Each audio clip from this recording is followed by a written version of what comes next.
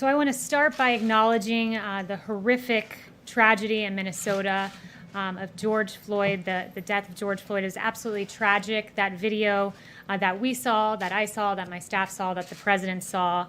And the president put out a statement last night that at his request, the FBI and the Department of Justice are already well into an investigation as to the very sad and tragic death in Minnesota of George Floyd. Ask for this investigation to be expedited and greatly appreciate all of the work done by law enforcement. My heart goes out to George's family and friends. Justice will be served. I can tell you that as I'm briefing you at this moment, the president is receiving a briefing from the Attorney General, Bill Barr, on this, and the Deputy Director of the FBI. So that is ongoing as I begin this briefing. Secondly, I want to transition into some news from SBA and Treasury that was announced that today the U.S. Small Business Administration, in consultation with the U.S. Treasury Department, announced that it is setting aside $10 billion of round 2 funding for the Paycheck Protection Program to be lent exclusively to CDFIs. Those are community development financial institutions. CDFIs work to expand economic opportunity in low-income communities by providing access to financial products and services for local residents and businesses. So we're encouraged to see that. And then finally, before taking your questions, I wanted to address what has been going on Twitter and with social media. I believe it is time to, quote, get the facts about Twitter and other social media platforms targeting their bias against President Trump and conservatives online. If we were to judge the bias of Twitter and its top employees by their own words, the case would be an easy one to make. Twitter's head of site integrity has tweeted that there are, quote, actual Nazis in the White House, and no fact check label was ever applied to this absolutely outrageous, offensive, and false claim made against the White House and its employees. But let's judge Twitter based on their actions, not based on the words of its top employees, and its actions are no better. President Trump recently received a so-called fact check label for a tweet.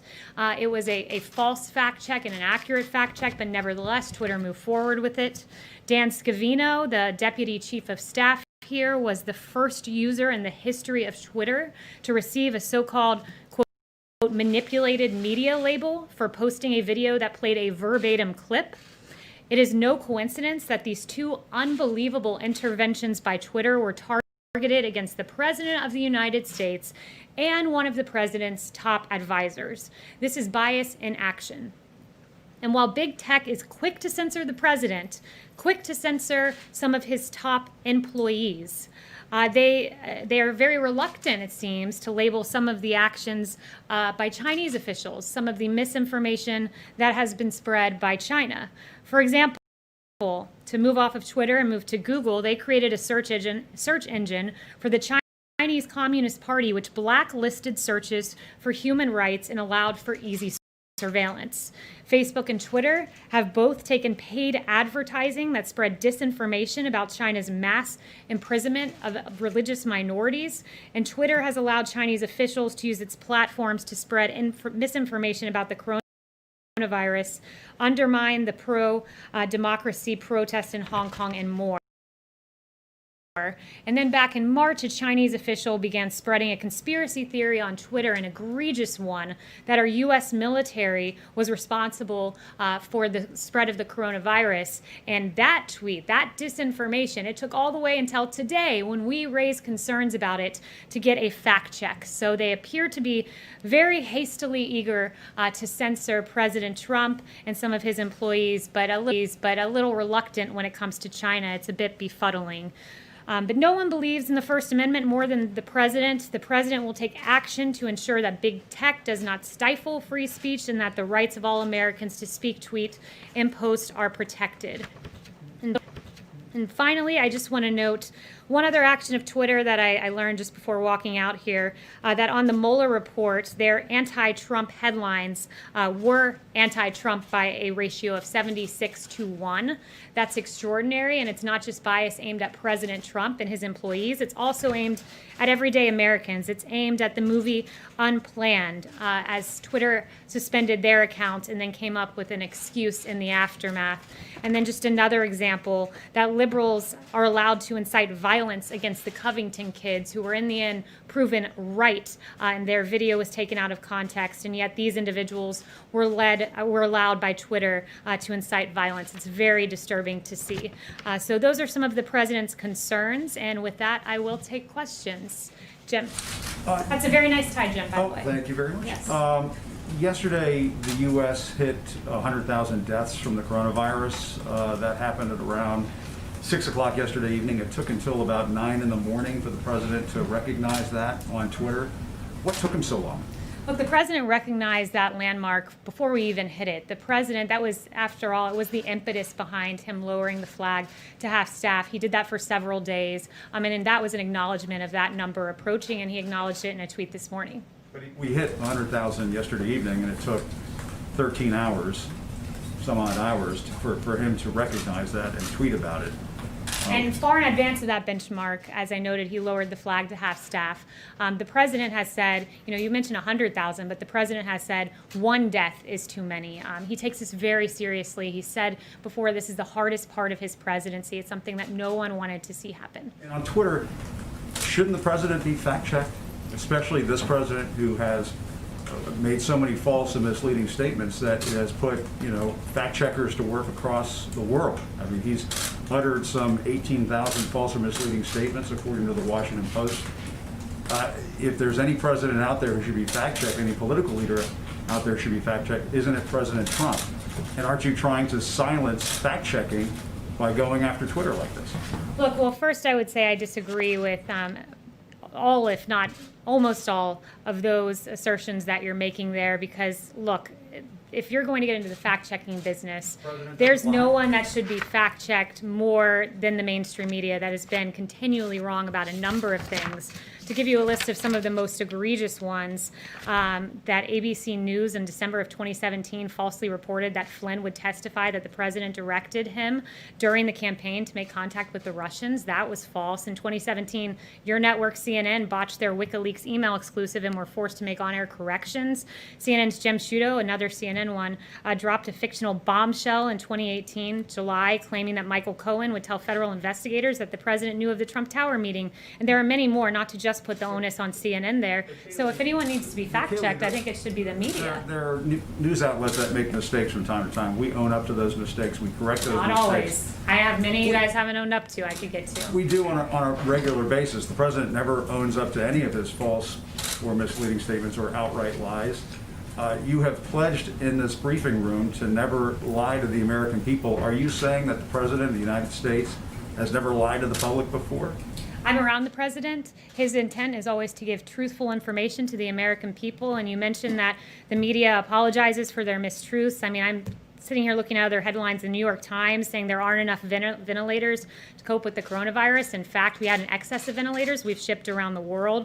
Washington Post, U.S. health system is showing why it's not ready for a coronavirus pandemic. We were ready. There's many more I could get to. I could, on the coronavirus specifically, I could spend the time going through these, but I don't think that's what the American people want to hear. Yes. On the Minnesota case, does the president agree with the firings of the 4 police officers, and does he believe that they should be prosecuted? I haven't talked to him about that specifically, but let me tell you this, that he was very upset when he saw that video. I was on Air Force One. I don't know if it was the first time he saw it, but he certainly saw it again on Air Force One. He was very upset by it. It was egregious, appalling, tragic, and it prompted him to pick up the phone, or the chief of staff to pick up the phone and say, we need to expedite what was already an FBI investigation. He wants justice to be served. Yes, definitely. Thanks, Kayleigh. Can you give us an update on when the president plans to sign the EO on Twitter and social media?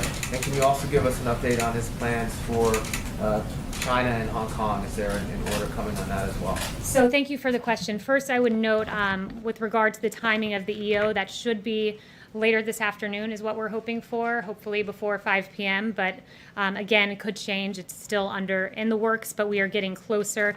With regard to Hong Kong, I would just say, reiterate what I said 2 days ago, but I would also say that China's decision to impose a new national security law on Hong Kong lies in direct conflict with its international obligations under the principles of the legally binding UN-registered Sino-British Joint Declaration, and that Secretary Pompeo determined that Hong Kong does not warrant different treatment under U.S. laws because Hong Kong no longer remains sufficiently autonomous from the PRC. And then anything further, I'd refer you to the State Department for now. Just one more somewhat related. The House recently passed a bill about a minority group in China, the Uyghurs, if I said that correctly. Does the president plan to sign that? And is the White House going to treat bills, or does the White House see any concerns about bills that have been passed by proxy as not being constitutional? So we would first, let me say, we would encourage Nancy Pelosi and the Democrats and others to come back to the Hill. It's more productive to have those members here. The Senate has convened, the House can do the same, and they can do it in person. But with regard to the Uyghurs, that's a very important question. We haven't received the bill yet, so the president hasn't been able to look through it, and I won't get ahead of him on announcing one way or the other on that. But I would note that the Trump administration continues to take actions to hold the CCP accountable for its highly repressive campaign against the Uyghurs and other religious and ethnic minorities. Paula. Hey, Kayleigh, thank you. On vaccines, in order to achieve herd immunity, you need about 80% of people to get this vaccine. Currently, only about 50% of Americans say they'll receive it. So will the administration make the vaccine mandatory? So the vaccine, let me just note that we're working aggressively to get one, and we would like to get one by the end of the year. Everything does not depend on a vaccine. Vaccine's an important component of this, but there are also therapeutics. We're seeing there's not necessarily a tie to reopening and an increase in cases, so that's encouraging. And I would refer you further to Alex Azar, who's made extensive comments on a vaccine and the necessity. It's clear if you guys will make it mandatory, if you'll use your federal powers, how you'll use them potentially to encourage people to get this vaccine, because if you don't have herd immunity, elderly people, compromised folks, they may not be able to go about their business again. Yeah, I would have to talk to the president. I haven't talked to him about his views on making it mandatory or not, so I'd have to talk to him and get back to you on that. Yes. Thank you, Kayleigh. I wanted to ask you a question, first of all, about the comments in your statement that you made. At the conclusion of your comments, in regards to George Floyd, you said that justice will be served. Floyd, you said that justice will be served. What do you mean by that? Do you mean that those officers who've been fired should be arrested? Do you mean by that those officers who've been fired should be prosecuted?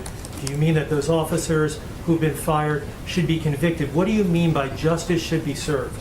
Yeah, Will be served. I'll leave that to the justice system to work out, but the president... What do you mean when you say Those justice will be served? That's in the president's statement, so I'd refer you back to his statement. But he's being briefed on this right now, and we'll have more announcements as they come.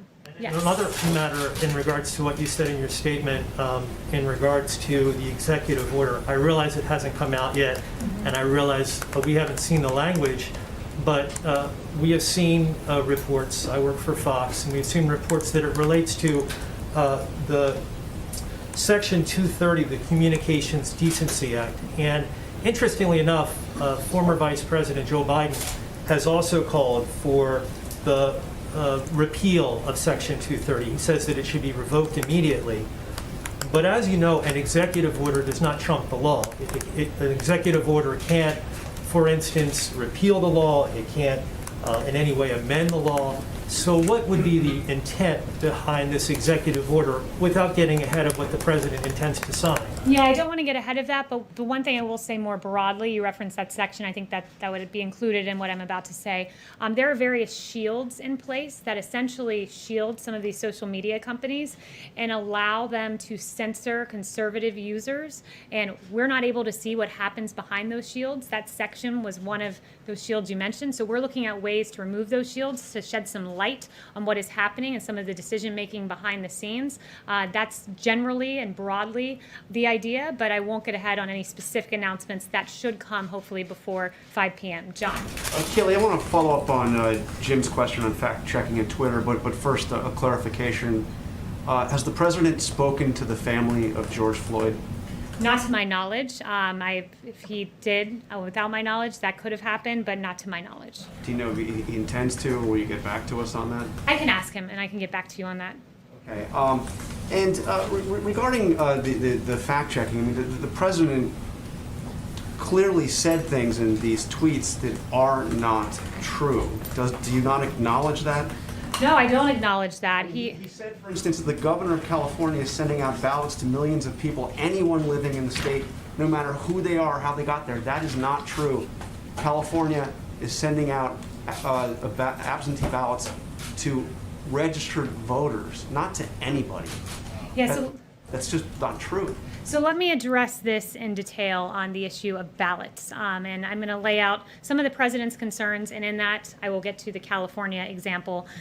First, I want to note that there is a Pew study done that shows there's plenty of reason to believe that in the mass mail-in system that there is fraud. They estimated that approximately 24 million, 1 out of every 8 voters registered in the U.S. are no longer valid or are significantly inaccurate. So these are people who are on voter registrations that have not been maintained, that have not been kept up. More than 1.8 million have been deceased, they estimated. And then when you look and drill down into some of the examples that we've seen in states, Nevada I read about this last week, and it just really struck me as a perfect example of what the president is concerned about with mail-in ballots and the fraud that can be inherent in that. There were ballots, because Nevada mass mailed them out to voter rolls, that were piling up in apartment complexes, outside of apartment complexes in Las Vegas, sitting around in trash cans. This is how we're protecting ballots. It's extraordinary. Postal workers, one 36-year veteran carrier said she's never seen anything like these influx of absentee ballots. All of the people had moved or died when she set out to deliver on her first delivery route, and this happened just recently. You can go read the articles from last week. She found 65 ballots of people who had moved or died on her second carry, 100. And then as the week progressed, thousands just sitting in crates. I mean, this is extraordinary. This is not how we should be protecting U.S. ballots. In South Carolina, the Democrats sued to force a rush transfer of mail-in voting. And this happened again recently. I think it was last week. And mail-in ballots for South Carolina turned up in Maryland. There's another example of 700 suspicious mail-in ballots in Dallas, and an individual charged with second-degree felony, illegal voting, and he's accused of visiting a woman in April to collect her blank absentee ballot, filling it out and forging her signature. I mean, this is extraordinary. And then you go on, there's a New Jersey example of over 3,000 ballots that were seemingly set aside. And going to California, you mentioned, California is one of those states that's notorious for ballot harvesting. And in 2018, the registrar in Orange County said that they reported that his office had people dropping off maybe 100 or 200 ballots at a time, and somehow in LA County 112% of LA County is registered to vote. So the problem is this: when you don't clean your register and you send out your entire register, auto send out these ballots, they end up in trash cans like in Nevada. They are subject to fraud, and that is extremely troubling. But Kayleigh, I asked you a very specific question. The president said that California was sending out ballots to everybody in the state. That is a false statement. It is not correct. Will the president correct that, acknowledge that what he said is simply not true? There's an executive order that was put into place recently by Gavin Newsom that would auto-send to voter rolls, and that would lead to what the president was suggesting. Yes. Excuse me, Kayleigh, to registered voters, it's not to everybody, it's to registered voters. Yeah, to everyone, including dead people on the voter rolls, including to the mysterious 112% in LA County. That's not just everyone. That's everyone plus an extra 12%. And if you're not concerned about that, I'm sorry. I mean, the media is very concerned about the security of our elections, but when it comes to mail-in ballots, all of a sudden, the concern for election security just melts away. But Kayleigh, you yourself Yes. have voted by mail. Thank you very much. Brian. Research on mail-in ballots, research has shown that, one, it doesn't benefit either party, it increases voter participation, secretaries of state of both parties are still pursuing it, and fraud is not widespread. And so why is the president continuing to tweet about this and to give the impression that there's widespread fraud in the use of mail-in ballots when he himself used a mail-in ballot? The big question is, some are concerned that the president may be laying the groundwork to cast doubt on the election. Is that what he's doing by bringing this up? Well, I appreciate you bringing up this question and specifically the component about the president using mail-in ballots. There's an important distinction, and I think it's lost upon a lot of people, but it's important to make, is that the president is okay with mail-in voting so long as you have a reason. He's not okay with mass mail-in voting where you auto-send, as I said, to all of these voter rolls with people who are dead that are subject to fraud. That is the case. I listed off for you, I think, 3 of the 5 examples I gave you were from just this week and last week. So this does happen. And research has shown, Stanford University did a research study that showed that there wasn't widespread fraud in these vote by mail, and that it didn't benefit either party and increased voter participation. So why would the president be against that?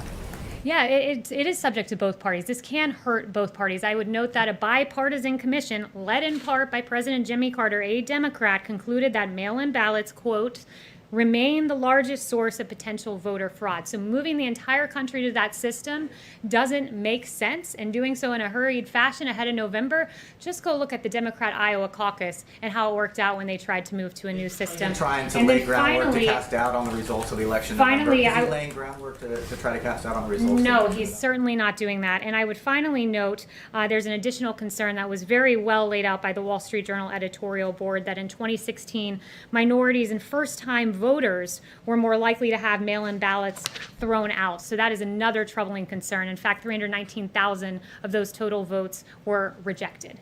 Yes. Thank you. Back in November, President Trump went up to Walter Reed, said it was for phase 1 of his physical. When does he plan to complete phase 2 and release the results to the public? Yeah, I don't have an update on the physical, but because you asked that, I'll specifically inquire about that today and try to get back to you. Do it? You what? He does plan to do it? Yes, he does. Yes. Yes. Thank you. Thank you for doing this. I wanted to ask you about, President has completed his 2 weeks of hydroxychloroquine. Have you spoken to him what he's feeling about? Is he feeling better? What's his feedback about that? I did, and thank you. I know that you emailed me a question to that effect, and I didn't have time to follow up with you via email, but because I saw that, I went into him just before coming out here, and I asked him that, and he said, quote, he's feeling perfect, quote, he's feeling absolutely great after taking this regimen, and quote, he would take it again if he thought that he was exposed. So he is feeling very good, and I also would point folks, there's a very, very well done piece. It's very thorough with a lot of medical experts laying out about prophylaxis use of hydroxychloroquine by Tina Hessman-Say at sciencenews.org. It's very well done. She talks about the nearly 200 clinical trials around the world, including 28 involving healthcare workers. In fact, at Henry Ford Hospital in Michigan, 3,000 healthcare workers are taking it as part of a trial. And there's some really excellent information there about the use of prophylaxis for this. A number of Indian Americans doctors have been writing. I have seen some of those letters. They are supporting President taking hydroxychloroquine. Some of them have themselves taking it. Have you seen those too? Yeah, absolutely. Well, there's a lot. It's not specific to the president, these doctors, but they just talk in general about what they've seen. For instance, Sarah Lofgren, an infectious disease doctor at the University of Minnesota Medical School in Minneapolis, they're testing hydroxychloroquine there to prevent COVID-19. And she said when used alone, we're not seeing major issues out of the thousands of patients. We're not seeing things that some people are concerned about. And I would just note that it's important, of course, always, if taking hydroxychloroquine, get a prescription from your doctor. Doctors are the ones that need to be prescribing this. But that being said, I think that some of the hyperbole around this drug that has been on the market for 65 years, been approved for use in 3 other maladies, and has been approved for off-label use, when there's a lot of hyperbole about this being unsafe, some of the things I've seen reported out there, there are consequences deterring people from being recruited into actual clinical trials. I have some quotes from a New York epidemiologist and others conducting trials saying they're having trouble recruiting people because some of the myths that are out there. So it's important to note that this drug has been safely used by millions of people for a long time. One more on China. Yes. President yesterday tweeted about he wants to mediate between India and China on the border dispute. China has been behaving very weirdly, very aggressively with its neighbors in the last few weeks, in particular in South China, so you must have seen on the Indian border side. What's the message President has to these countries? Yeah, I'd refer you back to the president's tweet on that one. Yep. Yes, Christian. Thanks, Kayleigh. We saw reports that before swearing in John Ratcliffe as DNI, Rick Grinnell declassified a trove of documents related to the Russia investigation. President hinted that those could be made public sometime soon. Does the director plan on doing that anytime in the near future? Yeah, so those, I believe, are under a process of review by the DOJ, so I'll refer to them on that. Yes. Tom, do you have a question? I thought I saw you had your hand raised. No? Kayleigh. Kayleigh? Yeah, back there. Yes, hi. Thank you. I want to ask you about Russia's recent actions in Libya. The U.S. AFRICOM has been issuing statements recently about U.S. actions there, and in their statements, they're saying that Russia is clearly trying to tip the scales in its favor in Libya, just like it did in Syria, by deploying military aircraft likely to provide close air support and offensive fires for the Wagner group that is supporting Libya's LNA fight against the internationally recognized government. What's the White House position on this? And do you agree with the U.S. AFRICOM assessment that their actions, the Russian actions in Libya, are destabilizing the region?